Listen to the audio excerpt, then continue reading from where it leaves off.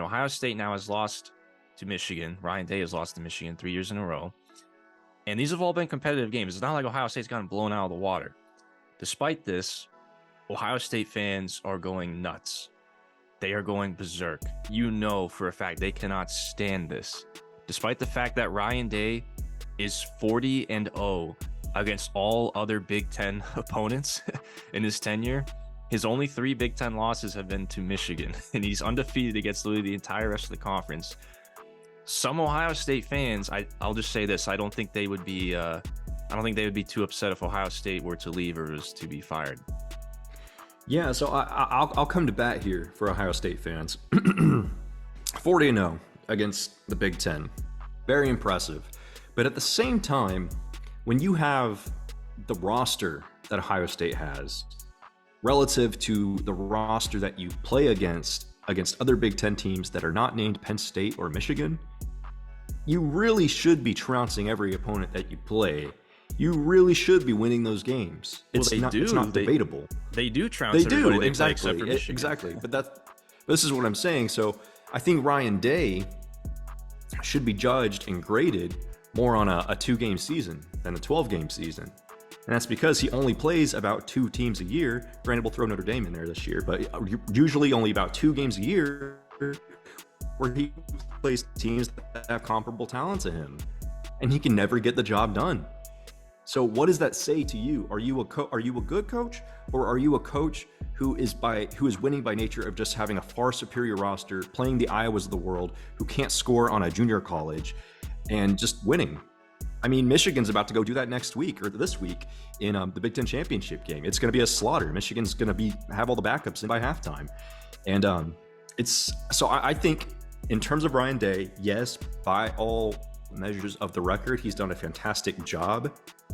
But I find it very hard to believe that another coach couldn't do at least what Ryan Day is doing. I'm not saying he should be fired, but I don't think the results from Ohio State and the success during that tenure necessarily speaks to Ryan Day being a great coach. I think it's more of a product of what they have versus the opponents they have. And Ryan Day will be tested next year because you have Oregon and Washington coming into the league, so we'll see. Yeah, I agree with most of what you said, especially the last part. I agree with you. I think Ohio State, or Ryan Day, has not overperformed his resources and roster talent. On the contrary, though, I'll go to bat for Ryan Day a little bit here. I feel like, how much would this narrative be about Ohio State? Remember last year, as the clock was counting down to midnight, Ohio State has Georgia on the ropes. CJ Stroud was absolutely balling out versus Georgia. A lot of people were saying almost beat Georgia. Stroud, they almost won the Natty.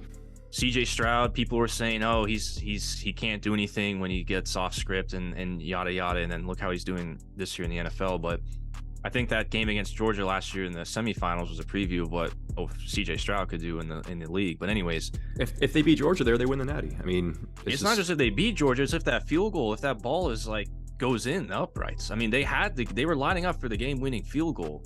If they beat Georgia, they win the national championship because they beat TCU. I think TCU wouldn't have gotten slaughtered as badly because they could have at least matched up better against Ohio State. But nobody's going to argue that Ohio State would have won by multiple scores. We all know that. So literally, it's a field goal. It's literally one field goal by Noah Ruggles that he just hooks a little bit to the left. If that thing goes in, Ohio State is literally the national champions last year. You're telling me that, like, how much of the narrative would be different about Ryan Day if that field goal went in last year? Completely different. I 100% agree. That's why I say, look, I don't think Ryan Day should be fired, but I do understand the frustration and the criticism with him. Okay. We'll see, man. All right. That's fair. I agree with that. I do understand the criticism and the frustration, but I also, on the same token, I think you're crazy if you think he should be fired. Because, like, this dude is like, he's not getting blown out by Michigan. It's like he's lost 3 close competitive games to Michigan. He nearly beat, like, Georgia. He was the only guy that could potentially beat Georgia last year. That team was a wagon. He was the only team, Ohio State was, that could come close to beating Georgia. They almost did. And, like, that dude was, like, feet away from winning a national championship last year. So, I don't know. Let me ask you this. Just because of how Ohio State values this game, so much so, how many games in a row do you think Ryan Day could lose to Michigan before they axe him? Even if he's going 11-1, if he's losing to Michigan every single year, how long do you think Ohio State goes before they decide to cut the head off? See, that's a good question, because now that with the expanded playoffs starting next year, they're going to be in the playoff every year. So, like, Ryan Day will be getting to Washington the and Oregon might have something to say about it if they keep continuing. Oregon's recruiting at a pretty crazy level right now. Oregon, I'll give you that. I don't know if Washington is. I mean, Washington's had a great season. I don't know if Washington, once this senior group leaves Washington next year, they're definitely not going to be nearly as good next year. Ohio State's, it's literally like, we talk about like the teams with all the 5 stars.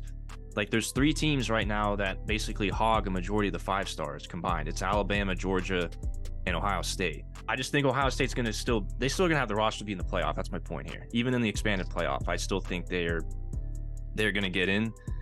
And the question is, if they keep losing to Michigan, so basically just status quo, like they keep going 11-1, maybe 10-2, they make the playoff every year. Yeah, never win the Natty or anything. They always make the playoff, and they always lose to Michigan. Is Ohio State content with that? Like, hey, we're competitive. We're always in the playoffs. We always lose at least one game. But 11-1, I mean, that's pretty dang good every single year. But we just can't beat that team up north. All right, I'll get to the point, answer the question. I think if it happens another year or two, then I would say yes, they make the move, because it's college football and people are crazy and we're playing with monopoly money. But A&M.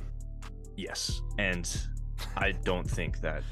But if I was an athletic director, I'm probably thinking about this, saying to myself, like, I'm not going to fire Ryan Day unless like there's just like complete and utter uproar. Like there's fans with pitchforks outside of my mansion and outside Columbus, Ohio in the middle of the night.